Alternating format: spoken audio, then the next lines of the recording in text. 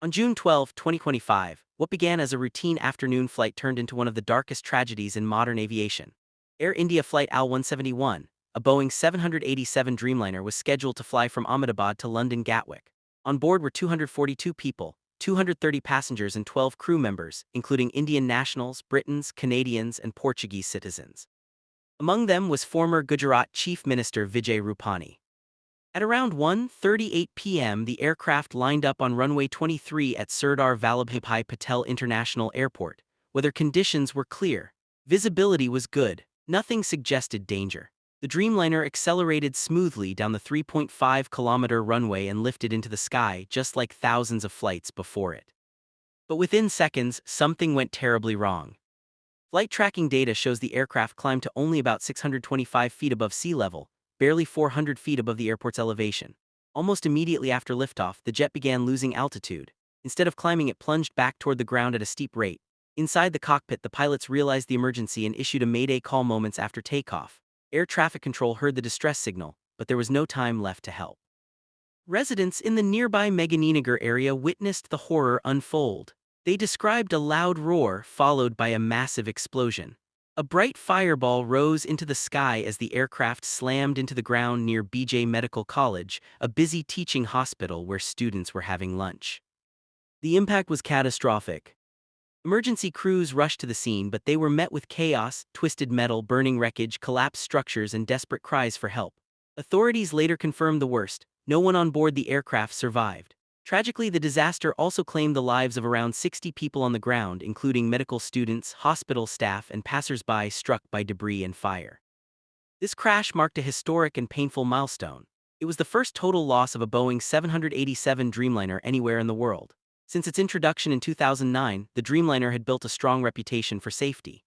Air India had received its first 787s in 2014, and until this day, no fatal crash involving the aircraft type had ever occurred. Within hours, international investigators mobilized. India's Directorate General of Civil Aviation, the U.S. National Transportation Safety Board, Boeing engineers, and aviation authorities from the UK and US joined the investigation. Both black boxes, the flight data recorder and the cockpit voice recorder, were recovered intact. Investigators believe these devices will reveal exactly what happened during the final 30 seconds. Several theories are now under examination, though none are confirmed. One possibility is dual-engine failure, an event so rare that experts estimate its odds at 1 in tens of millions. Another theory focuses on aircraft configuration.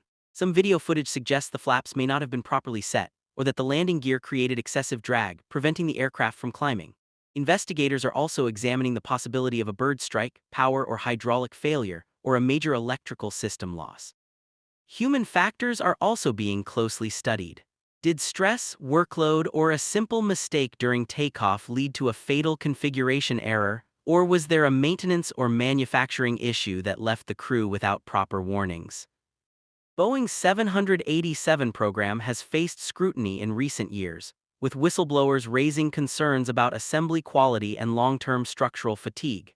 At the same time, questions are being asked about Air India's maintenance practices, especially as reports of technical issues across India's aviation sector continue to surface.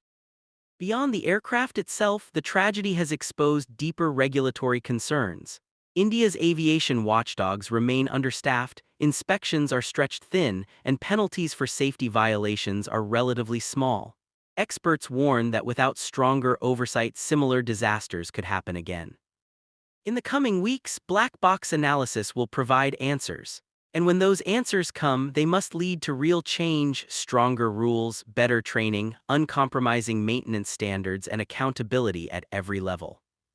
Because on a sunny afternoon in Ahmedabad, more than 300 lives were lost in moments. They never got to say goodbye. The only way to honor them is to ensure that this tragedy is never repeated.